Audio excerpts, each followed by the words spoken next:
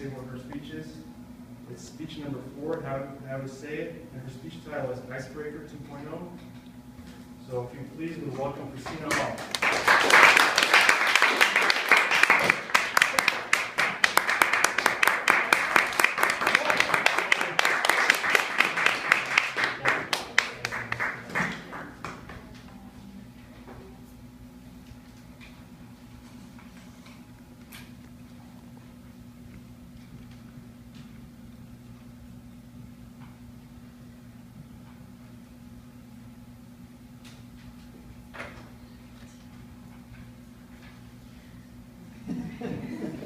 Good job. 440. That's the number of miles that I ran in one summer. Whoa. 20,000.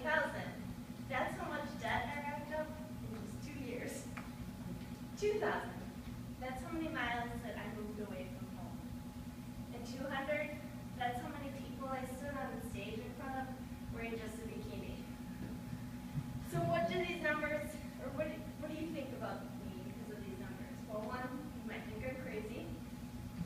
I'm really bad with money. I run away from my issues. And who knows what you're thinking about that last one that I just told you about. And whatever you're thinking is totally fine, because what I've learned is what other people think of me is none of my business. So before I'm through today, I want you to know that what I now believe about myself because of these numbers. 1, I can do anything. 2, I'm really smart.